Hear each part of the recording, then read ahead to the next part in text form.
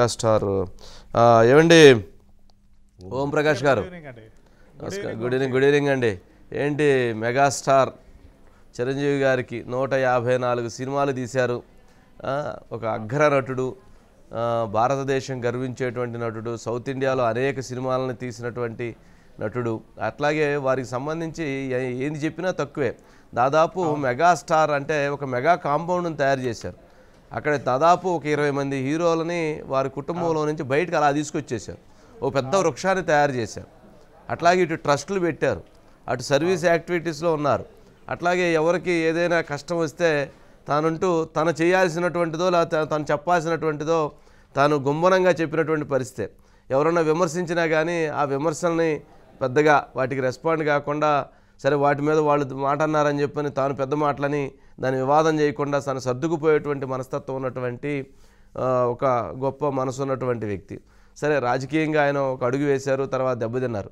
కానీ 154 సినిమాలు సమయం కేటాయించడం అని అంటే అదొక చరిత్ర, అదొక హిస్టరీ. 154 సినిమాల కోసం ఆయన దాదాపు ఒక సినిమా చేయాలి అని అంటే 2 నెలలు పడుతుంది, ఒక్కోటి 3 నెలలు పడుతుంది, ఒక్కోటి 6 నెలలు పడుతుంది, ఒక్కోటి సంవత్సరం పడుతుంది. అలా సినిమాలు తీయాలి అని అంటే ఒక సినిమా అని కాదు, ఏ సినిమా చెప్పినా తక్కువే. అలాంటి సినిమాలు తీసినటువంటి ఒక గొప్ప వ్యక్తి. అంటే మనకి సినిమాల గురించి కొంచెం ఎక్కువ తెలవదు, అదే పొలిటికల్ అయితే మనం చెప్పొచ్చు. అందుకని ఓం ప్రకాష్ గారు చెప్పారు. ఓం ప్రకాష్ గారు మీరు ఇందాక మీరు అన్నట్టుగా అండి, చిరంజీవి పొజిషన్ ఈ రోజున తెలుగు సినిమా రంగంలో ఏమిటి అంటే మొన్నే విజేంద్ర ప్రసాద్ గారు మన ఛానల్లోనే చెప్పారు. దాసరి నారాయణరావు ఉన్నంత వరకు ఆయన పెద్ద అనుకున్నాము, ఏ సమస్య వచ్చినా కానీ ఆయన దగ్గరికి వెళ్ళేవాళ్ళం. కానీ ఈ రోజున చిరంజీవి నేను పెద్దని కాదు ఇండస్ట్రీకి అని చెప్పినా కానీ మా దృష్టిలో ఆయనే పెద్ద అని జస్ట్ ఒక 3-4 రోజుల క్రితం మన ఛానల్కి ఇచ్చిన ఇంటర్వ్యూలో విజేంద్ర ప్రసాద్ గారు చెప్పారు. కాబట్టి ఆయన చెప్పినట్టుగానే ఆయన పెద్దరికాన్ని గుర్తించింది అనుకోవచ్చు కేంద్ర ప్రభుత్వం. ఈ రోజున భారతరత్న తర్వాత 2వ అత్యున్నత పురస్కారం ఏదైనా ఉందో అంటే అది పద్మవిభూషణే. దానిని చిరంజీవికి ఇవ్వడం అన్నది తెలుగు సినిమా రంగానికి అంతటికి కూడా చాలా గర్వకారణంగా భావించాల్సి ఉంటుంది.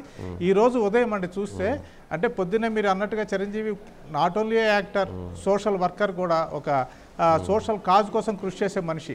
ఆయన పెట్టినటువంటి బ్లడ్ బ్యాంకు, ఐ బ్యాంక్ గురించి మనకు తెలుసు. ఈరోజు ఉదయం రిపబ్లిక్ డే సందర్భంగా అక్కడికి వెళ్ళి ఆయన జెండాని ఎగరేసి వచ్చారు. ఆ సందర్భంగా ఫ్యామిలీ మెంబర్స్ అందరూ కూడాను వచ్చి అక్కడ హాజరయ్యారు, కొంతమంది బ్లడ్ ఇచ్చారు.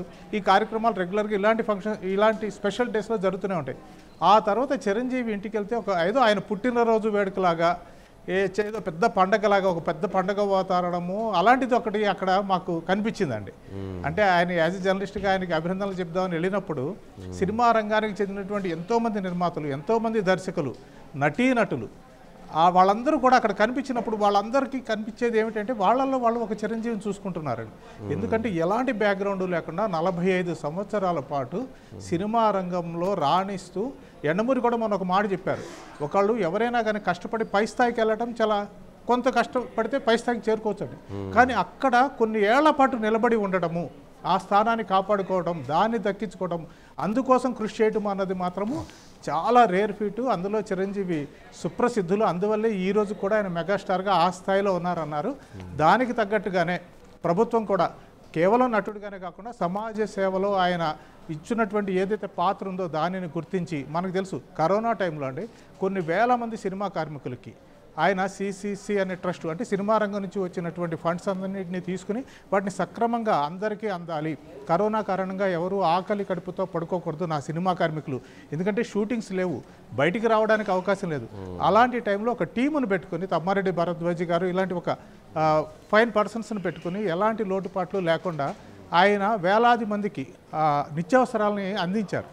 అలాంటి వ్యక్తికి ఈ రోజున పద్మవిభూషణ్ వచ్చేసరికి సహజంగా అందరూ కూడా తమకే ఆ గౌరవం దక్కింది, తమ తెలుగు సినిమాలో తమకే దక్కింది అనేటువంటి ఒక భావనతో అయితే బాగా ఉన్నారు వంశీ గారు.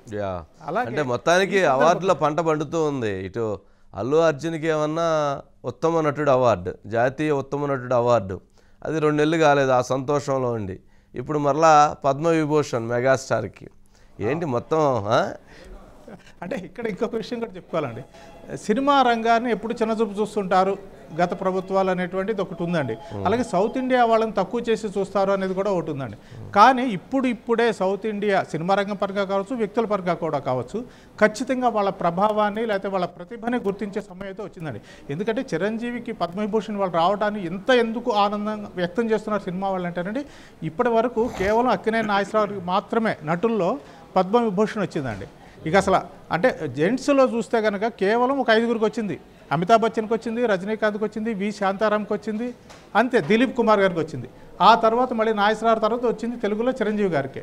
కాబట్టి ఆ రకంగా ఒక ఆనందం అయితే ఈసారి పర్టికులర్గా ఇచ్చిన 5గురిలో వెంకయ్యనాయుడు గారు తెలుగు ఆయన ఉన్నారు, చిరంజీవి ఉన్నారు. అలా కాకుండా వైజయంతి మాలాబాలి అండి, ఆవిడ 90 ఏళ్ళు ఆర్టిస్ట్గా అద్భుతమైన నటి, కళాకారిణి, నృత్యకారిణి ఆవిడికి కూడాను పద్మవిభూషణ్తో పురస్కారాన్ని ప్రకటించారు. ఇంకో విషయం అంటే ఆవిడ ఎన్టీ రామారావు గారితో సంగం అనే సినిమా తెలుగు సినిమాలో నటించింది. ఇక పద్మభూషణ్ కేటగిరీకి వస్తాయండి మిథున్ చక్రవర్తి. మనకు తెలుసు ఆయన డిస్కో డాన్సర్గా ఎంత గొప్ప ఆల్ ఇండియా లెవెల్లోనే ఒక తరాన్ని ఊపేసిన వ్యక్తి. ఆయనకి పద్మవిభూషణ్ వచ్చింది. అలాగే చనిపోయినటువంటి అందరూ కెప్టెన్ అని ప్రేమగా పిలుచుకునేటువంటి విజయకాంత్ గారికి తమిళనాడుకి సంబంధించి ఆయనకి వచ్చింది. అలాగే ఉషా ఉత్తప్పు, మనం కీచురాళ్ళు చూసాము, మొన్న వచ్చినటువంటి రేసు గురం టైటిల్ సాంగ్ పాడింది, తెలుగులో కూడా అత్యద్భుతమైన పాటలు పాడింది, ర్యాప్ సింగర్గా మంచి పేరుంది, ఆవిడికి అవార్డు వచ్చింది.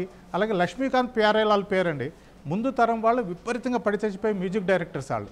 అందులో ప్యారేలాల్ ఆయన తెలుగులో కూడా 2 సినిమాలు ఆయన సంగీతాన్ని సమకూర్చించారు, నేటి సిద్ధార్థ అలాగే నాగార్జునటువంటి మజ్ను అనే సినిమాలు. ఆ రకంగా అందులో ప్యారేలాల్ గారికి వచ్చింది.